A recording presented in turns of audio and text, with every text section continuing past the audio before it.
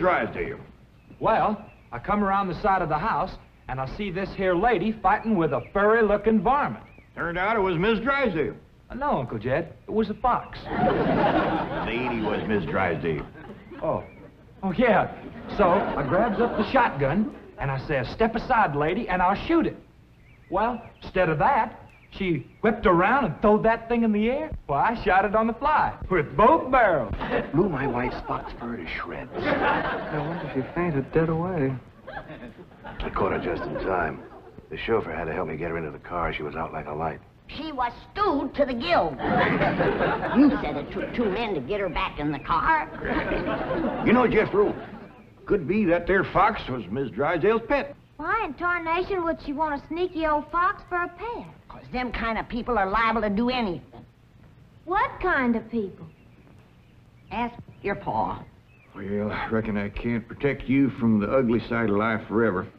You see, Miss Drysdale is what city folks calls what was their husband called it, Granny? Hypochondriac. Yeah.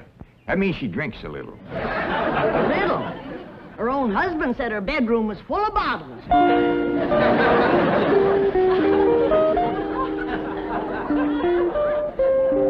The doctor says she'll sleep for several hours. He gave her a sedative. What about Claude? Oh, she insisted that he have a sedative, too. Poor dog, he's probably the first canine hypochondriac. Well, let's be thankful for one thing, Mr. Drysdale. What's that? The tree outside the window. It completely obscures her view of the Clampett estate. Yes. And if that tree should ever lose its leaves and she gets one look at those hillbillies... It shall not happen. The Clampetts have agreed to accompany me to Palm Springs. Fine, fine. Now, you keep them there until I get Margaret back to Boston. Can do and will do. Maybe it's for the best that you know about that poor woman next door, Ellie. Now you can pitch in and help us get her cured. Yep. I'll need you to help find the makings from a sobering up mash. That's what I'll give her first. But Miss Jane said she was taking us to Palm Springs. Folks don't run off and leave the neighbors when he's in trouble. What are you going to need for your sobering up mash, Granny? Well, most of the stuff I got. But it takes pecan root, wretchweed, sourdough, skunk oil, chimney soot, spider webs, horse mint, snake wort, pepper leaves, chicken gizzards, stump water, coal oil, slippery elm ooze, and turpentine, and a few more things that's secret. Oh, and the biggest toad you can find. Granny, you use a live toad? That's just for testing. I give it a swaller to see how far it jumps. Last time Granny used a sobering up mash, set a new record. Clean over the top of Alverny Bradshaw's clothesline. That's tall jumping for a toad. Oh, this wasn't no toad. This was Alverny's husband, Homer. It was him Granny was sobering up. Well, Ellie, if you're going out in the brush hunting stuff for Granny, you'd best put on some old clothes. Okay, Pop. Well, let's get it going.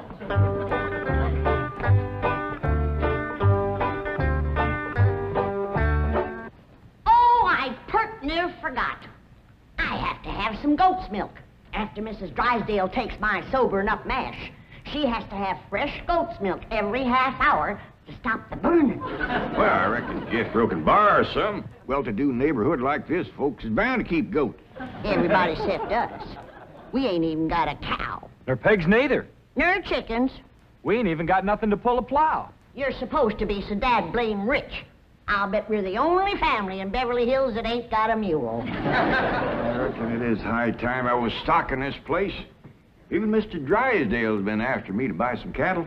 Well, good for him. Yeah, just the other day he says to me, Mr. Clampett, you got $25 million in cash. You ought to put some of that money into stock.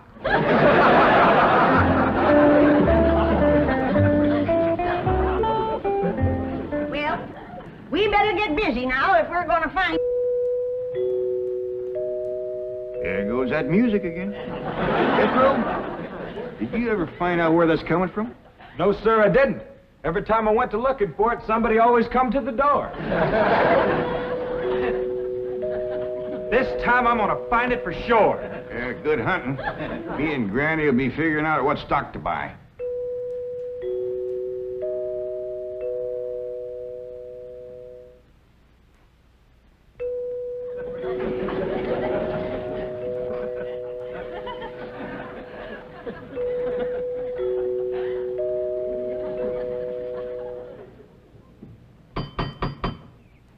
Doggone it, never failed.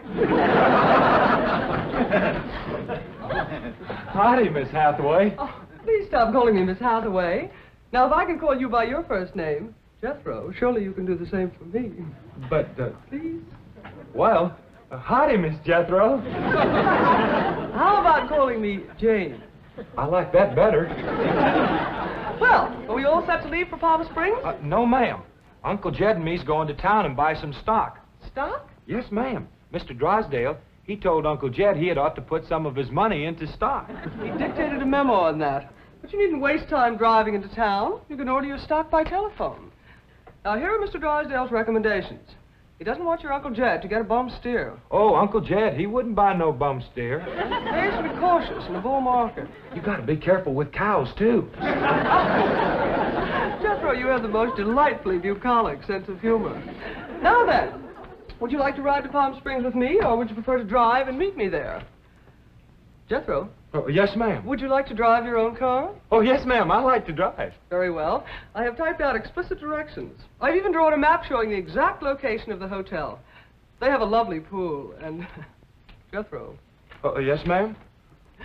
I'm taking a bikini to Palm Springs. Is that faster than a train? Jethro, you dear naive boy. You shall see when we go swimming. You Tarzan. Me, Jane. No, ma'am. I'm Jethro Bodine. I almost hate to see you change. I ain't gonna change. Oh, yes, you will. Under my tutelage, you will become an educated man of letters. Someday, I shall introduce you as Jethro Bodine. B.A., M.A., Ph.D.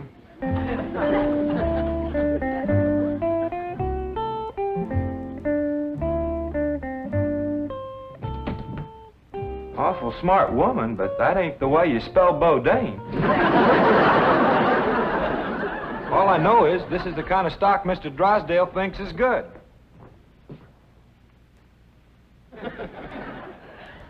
What does that say? IBM. What's that spell? IBM. What's an IBM? I don't know. Next it's got, Us's. Us's? Well, that's what's wrote there. U-S-S. That makes sense. Well, maybe it ain't Mr. Drysdale's fault. Just between you and me, that Miss Hathaway can't spell for sour grape. I don't need this list nohow. Me and Granny's already figured out what we want. That's right. A pair of goats, 3 pigs, 4 cows, a bull, a mule, and a dozen chickens. Reckon we can get all that on the truck? Don't have to. Miss Hathaway says just call on the telephone and they bring 'em out. Oh, now, ain't that nice? Hello? Jed, I watched that banker feller. You have to stick your finger in them holes and spin her a while. All right.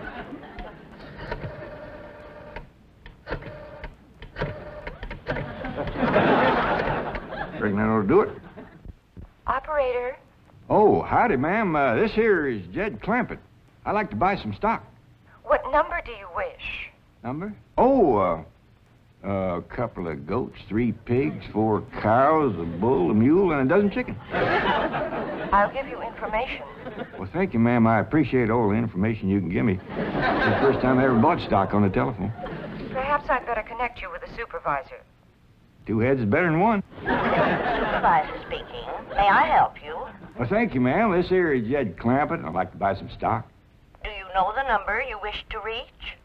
Well, that's more or less up to the animals. But the number I want to start with is a couple of goats, 3 pigs, 4 cows, a bull, a mule, and a dozen chickens. This sure is a dandy pin, Jethro. As soon as Ellie gets back from the Drysdale, she can milk this here goat.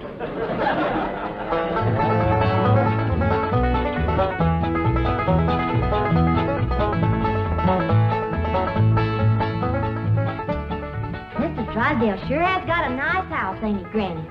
Yep. Nice house, nice car, nice job.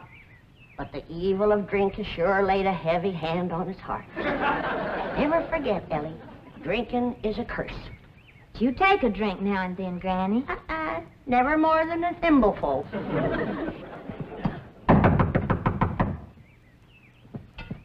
Oh, Ellie, you might have to hold Mrs. Drysdale while I spoon the sobering up mash down her. I'll throw a double scissors and an arm lock on her. Just so you don't cut off her wind, so she can't breathe. Yes? Howdy. We've come to see Miss Drysdale. I'm sorry, madam, but Mrs. Drysdale cannot be disturbed. Are you her kin? I'm a butler. Oh, that must have been her maiden name. You were taking care of her, are you? I am a butler, madam. Well, I'm glad to see that her family ain't ashamed to help her. Whom shall I say called? Well, this here's Granny, and I'm Ellie Mae. Pa and Jethro would have come too, but they're busy with the cattle. Very good. Hold on now. We've come to see Miss Drysdale. Mrs. Drysdale is indisposed, madam. She is not receiving. Oh, still sleeping it off, huh? Well, when she comes to, you just spoon half of this down her and then stand back. Yeah, she'll commence to doing some tall jumping. Don't bite you. We'll be back later with the goat's milk. Want me to stay and help you do for Miss Drysdale? We are managing, thank you. Are you doing the washing and the cleaning and the cooking for her? Certainly not. Oh, just letting it pile up on her, huh? I am a butler. Oh. Want me to haul him out of there, Randy, and wrestle him down? Kin folks have certain rights. Family comes first. He sure is proud of that family name, ain't he? Yeah. To hear him talk, the butlers don't get wet when it rains. Did you say something, dear? Well, speak up, dear. Can I get you something?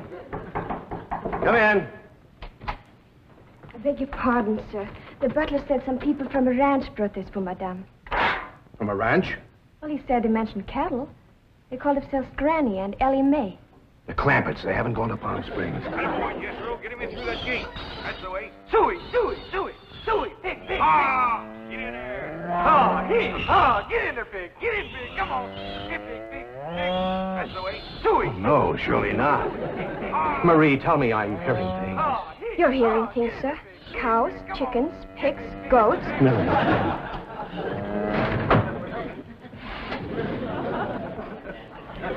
Anything I can do, sir? Pray, Marie. Pray.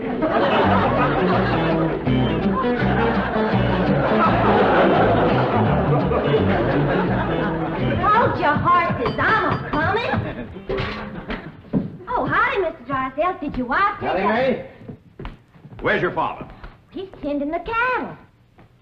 He brought cattle into this beautiful estate? No, he called on the telephone, and some men brought him in a truck. Yes, sir. I'm just fixing to go milk the goats. Come on out to the stock pen. Stock pen?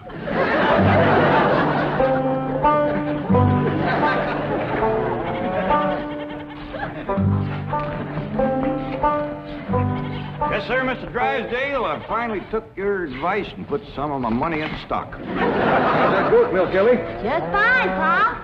As sure as a dandy pen, Mr. Drysdale. Yeah, good stout fence around outside. Of course, that one across the middle ain't so much. Bulls already jumped it twice, and it ain't even mating season.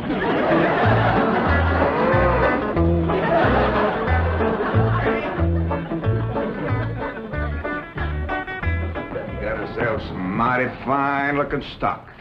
Of course, they need a little fattening up. Mr. Drysdale happy to see him?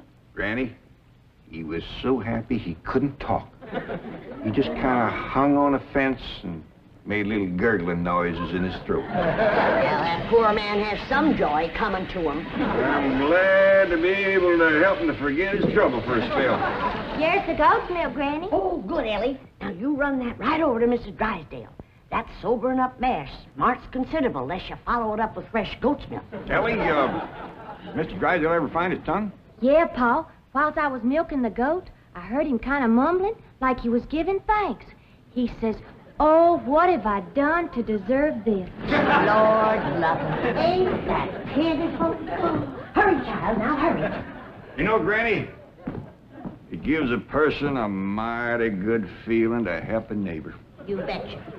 And he needs us, because his wife's kin ain't no help. Who's that? That high and mighty Mr. Butler. That's who came to the door when Ellie and me took the mash over. Wouldn't let us see Miss Drysdale. Well, now, you can't hardly blame him for not wanting folks to see it. Uncle Jed, the bull jumped that little fence again, so I tied him back over on his side. Where's Mr. Drysdale? I asked him to come in for some coffee. It was the funniest thing would happen to him. You know how he was hanging on the fence of the stock pen, kind of gurgling and mumbling happy-like? Yeah. Well, all of a sudden, he points up towards his house and says, "My wife, that's her window." Then he goes tearing off into the bushes like a bear was after him. She took some mash and he seen her jumping. Looks like Ellie is going to get there with the goat's milk just in time.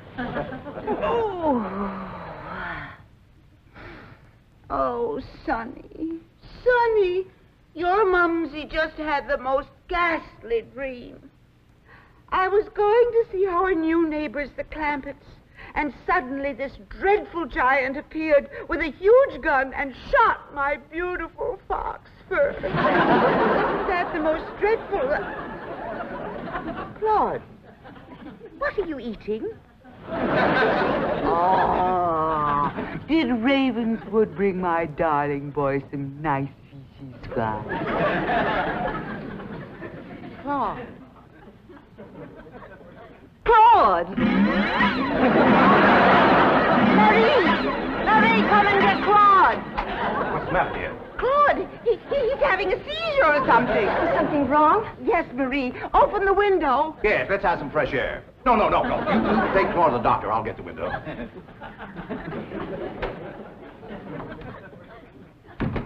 Well, darling, how do you feel?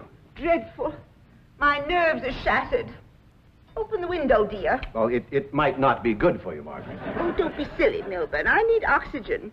Besides, I adore the fragrance of that jasmine that grows on the fence of that tennis court next door. Now, open the window. All right, dear, but first I have a surprise. Surprise? Don't move. I'll be right back. Granny, that there butler fellow wouldn't let me through that door again. And he wouldn't take this milk, neither. Why not? He said he wouldn't touch nothing more from us without it was sterilized. What's sterilized? Oh, we had that in school once. That means soaked in alcohol. Alcohol? Appears to me like Mr. Drysdale's got two drinkers on his hands. Mrs. Drysdale must be in terrible shape. Fighting mean. Scratching and clawing people and everything. How do you know? I heard her yelling and screaming clean from upstairs. She says, "Marie, come and get Claude." Sure enough, pretty soon, this poor girl come a-running down yelling, "Take me to the doctor. I got Claude." Family or no family, that woman needs help, and by thunder, she's gonna get it.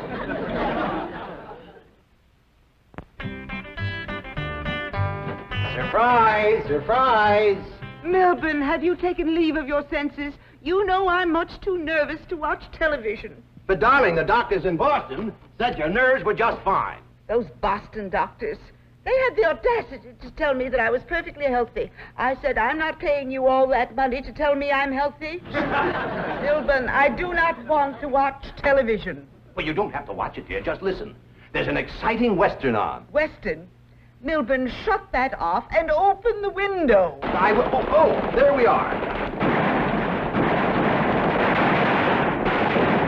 Milburn, are you going to open the window or am I? I am, dear.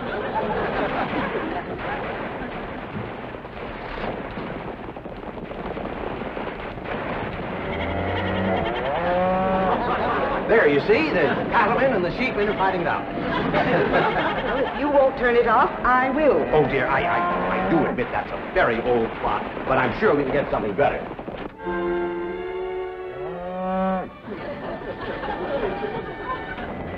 That medical program, go back to that. Well, don't you think that's a bit depressing? I want the medical program. All right.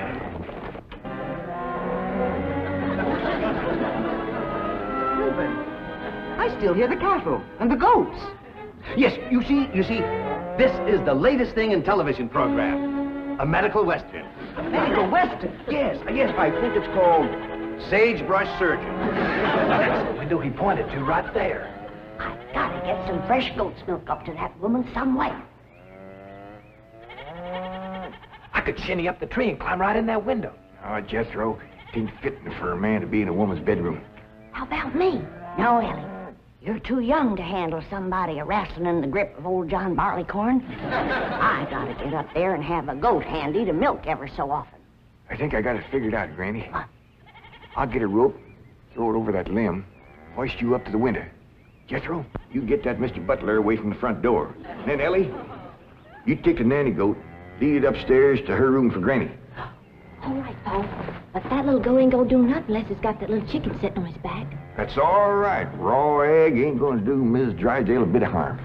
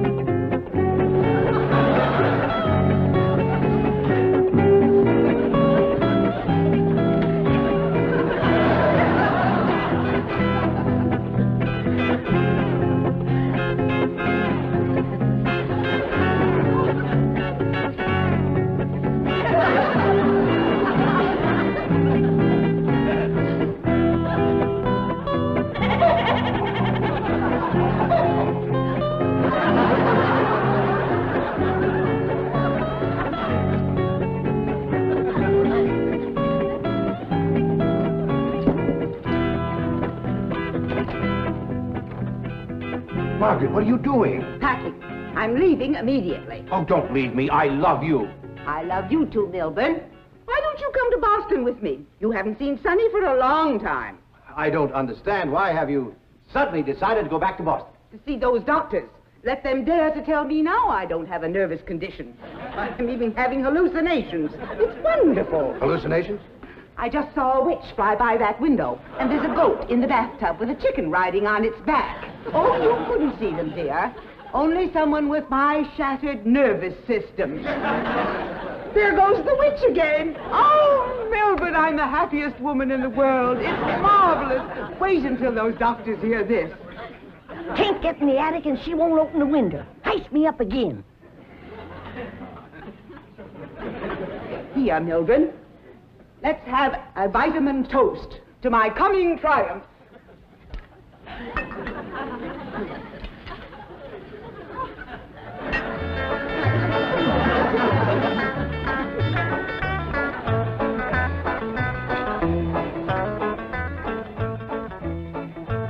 It's too late, Jed. What do you mean, Granny? We didn't get to her in time. Now she's got her husband on the stuff.